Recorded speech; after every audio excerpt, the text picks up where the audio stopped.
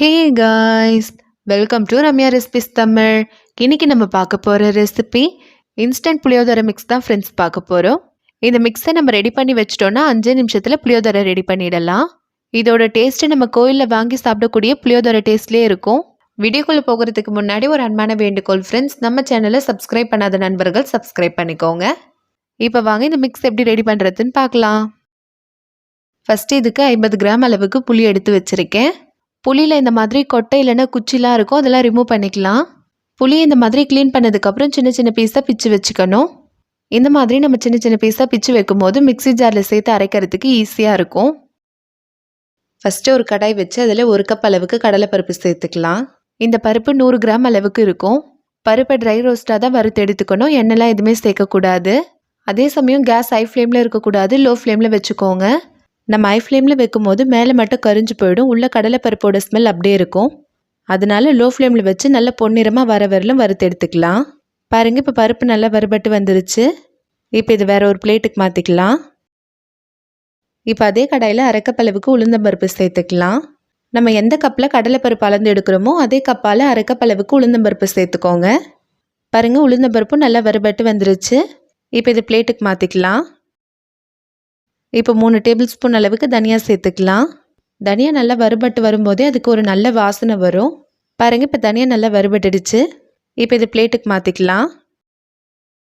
இப்போ அதே கடாயில் 1 டேபிள் ஸ்பூன் அளவுக்கு மிளகு, 1 டேபிள் ஸ்பூன் சீரகம், 1/2 டேபிள் ஸ்பூன் வெந்தயம் சேர்த்துக்கலாம். இந்த மாதிரி நம்ம மிளகு சீரகம் சேர்த்து அரைக்கும் போது நம்ம கோயிலில் வாங்கி சாப்பிடக்கூடிய புளியோதரை டேஸ்ட்லேயே இருக்கும். ரொம்ப கரிஞ்சிடக்கூடாது, லைட்டாக பொன்னிறமாக வந்த உடனே எடுத்துக்கலாம். பாருங்கள், இப்போ இது வறுபட்டுடுச்சு. இது வேறு ஒரு பிளேட்டுக்கு மாற்றிக்கலாம். இப்போ அதே கடாயில் 3 டேபிள் ஸ்பூன் அளவுக்கு வெள்ளை எள் சேர்த்துக்கலாம்.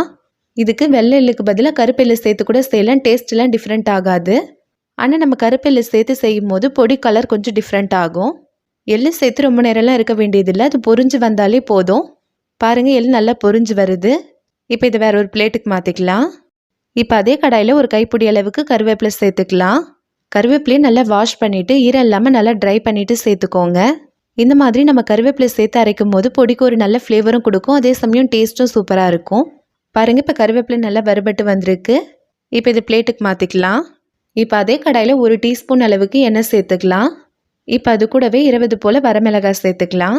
நான் இன்றைக்கி 20 மிளகாய் சேர்த்துருக்கேன். உங்கள் காரத்துக்கு தகுந்தா போல் மிளகாயோட அளவு கூடவோ குறைக்கவோ சேர்த்துக்கோங்க. ஆனால் நம்ம சேர்த்துருக்க மிளகாயோட அளவு கரெக்டாக இருக்கும், காரம் அதிகமாகவும் இருக்காது, அதே சமயம் ரொம்ப கம்மியாகவும் இருக்காது, கரெக்டாக இருக்கும். மிளகாய் சேர்த்து ரொம்ப நேரம்லாம் இருக்க வேண்டியது கிடையாது, ஒரு நிமிஷம் போல் வறுத்தெடுத்தாலே போதும்.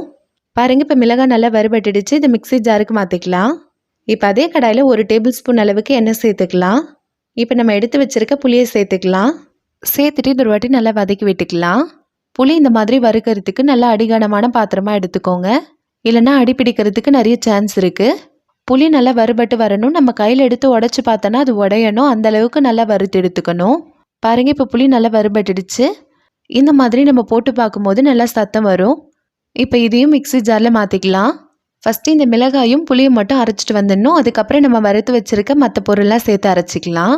இப்போ இது மூடி நல்லா ஃபைன் பவுடராக அரைச்சிட்டு வந்துடலாம். பாருங்கள், அரைச்சிட்டு வந்தாச்சு. புளியும் மிளகாயும் நம்ம வறுத்து எடுத்துருக்கிறதுனால சட்டுன்னு அரைபட்டுரும். இப்போ இது கூடவே நம்ம வறுத்து வச்சுருக்க மற்ற பொருள்லாம் சேர்த்துக்கலாம். இப்போ இது கூடவே 1/2 டேபிள் ஸ்பூன் அளவுக்கு பெருங்காயத்தூள் சேர்த்துக்கலாம். 1/2 டேபிள் ஸ்பூன் அளவுக்கு மஞ்சத்தூள் சேர்த்துக்கலாம். மஞ்சத்தூள் சேர்க்கும் போது பொடிக்கு ஒரு நல்ல கலர் கொடுக்கும். இப்போ இது மூடி அரைச்சிட்டு வந்துடலாம். பாருங்கள், அரைச்சிட்டு வந்தாச்சு.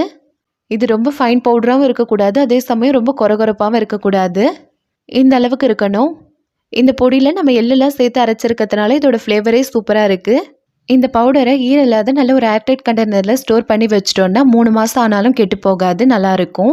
எண்ணெய் அதிகமாக சேர்க்க வேணால் கொஞ்சமாக சேர்த்துக்கோங்க, இல்லைன்னா பொடி சட்டுன்னு கெட்டு போயிடும். இப்போ வாங்க இந்த பொடியை வச்சு 5 நிமிஷத்தில் புளியோதரை எப்படி செய்கிறதுன்னு பார்க்கலாம். அதுக்கு ஒரு கடாய் வச்சு 3 டேபிள் ஸ்பூன் அளவுக்கு நல்லெண்ணெய் சேர்த்துக்கலாம். இந்த மாதிரி புளியோதரை ரெசிபிக்கெல்லாம் நம்ம நல்லெண்ணெய் சேர்த்து செய்யும் போது டேஸ்ட்டும் நல்லாயிருக்கும், அதே சமயம் ஃப்ளேவரும் சூப்பராக இருக்கும். இப்போ எண்ணெய் நல்லா சூடானதும் 3 டேபிள் ஸ்பூன் அளவுக்கு வேர்க்கடலை சேர்த்துக்கலாம். 1/2 டேபிள் ஸ்பூன் கடுகு சேர்த்துக்கலாம். வரமிளகாய் சேர்த்துக்கலாம். சேர்த்துட்டு இது ஒரு வாட்டி நல்லா வதக்கி விட்டுக்கலாம். கடுகு பொரிஞ்சதும் 2 டேபிள் ஸ்பூன் அளவுக்கு கடலைப்பருப்பு சேர்த்துக்கலாம். 1 டேபிள் ஸ்பூன் உளுந்தம்பருப்பு சேர்த்துக்கலாம். நம்ம சேர்த்துருக்க பருப்பு எல்லாமே நல்லா வறுபட்டு வரணும், அது வரலும் நல்லா வதக்கி விட்டுக்கலாம். அதே சமயம் பருப்பு ரொம்ப கரிஞ்சு போயிடக்கூடாது. இப்போ இது கூடவே கொஞ்சமாக கருவேப்பிலை சேர்த்துக்கலாம். சேர்த்துட்டு இது ஒரு வாட்டி நல்லா வதக்கி விட்டுக்கலாம். பாருங்கள், பருப்பு இந்த அளவுக்கு வறுபட்டதும் இப்போ இது கூடவே நம்ம அரைச்சி வச்சிருக்க புளியோதரை பொடியை 3 டேபிள் ஸ்பூன் அளவுக்கு சேர்த்துக்கலாம். சேர்த்துட்டு இது ஒரு வாட்டி வதக்கி விட்டுக்கலாம். பொடி சேர்த்து ரொம்ப நேரம் வதக்கக்கூடாது, நம்ம உடனே சாதம் சேர்த்துடணும். இப்போ இது கூடவே 1 கப் அளவுக்கு சாதம் சேர்த்துக்கலாம். சாதம் கொஞ்சம் உதிரி உதிரியாக இருந்தால் தான் புளியோதரை நல்லாயிருக்கும். சேர்த்துட்டு இது ஒரு வாட்டி நல்லா மிக்ஸ் பண்ணி விட்டுக்கலாம். இப்போ இது கூடவே இந்த சாதத்துக்கு தேவையான அளவு உப்பு சேர்த்துக்கலாம். சேர்த்துட்டு இது ஒரு வாட்டி நல்லா மிக்ஸ் பண்ணி விட்டுக்கலாம். நம்ம சேர்த்துருக்க பொடியும் சாதமும் நல்லா மிக்ஸ் ஆகி வரணும், அது வரல நல்லா மிக்ஸ் பண்ணி விட்டுக்கலாம். அதே சமயம் சாதமும் ரொம்ப உடஞ்சிடக்கூடாது. பாருங்கள், நல்லா மிக்ஸ் பண்ணியாச்சு. இப்போ நம்மளுடைய புளியோதரை சூப்பராக ரெடி ஆயிடுச்சு. அவ்வளோதான் ஃப்ரெண்ட்ஸ், நம்மளோட ரொம்பவே சூப்பரான புளியோதரை பொடி ரெடி ஆயிடுச்சு. இந்த புளியோதரை நம்ம கோயிலில் வாங்கி சாப்பிடக்கூடிய அதே சுவையிலே இருக்கும். நம்ம எப்பவுமே புளிக்குழம்பு வச்சு தான் அதுக்கப்புறம் புளியோதரை ரெடி பண்ணுவோம். ஆனால் இந்த மாதிரி நம்ம பொடி அரைச்சி வச்சிட்டோம்னா 5 நிமிஷத்தில் புளியோதரை ரெடி பண்ணிடலாம். நம்ம சேனலில் ஆல்ரெடி நிறைய வெரைட்டி ரைஸ் ரெசிபி வீடியோஸ் போட்டிருக்கோம். அந்த வீடியோவோட லிங்க்கு டிஸ்கிரிப்ஷன் பாக்ஸில் தரேன், இப்போ பாருங்கள் ஃப்ரெண்ட்ஸ். நான் சொன்ன அளவுகளில் நீங்கள் செய்யும் போது பர்ஃபெக்டான பொடி அரைச்சி சூப்பரான புளியோதரை செய்யலாம்.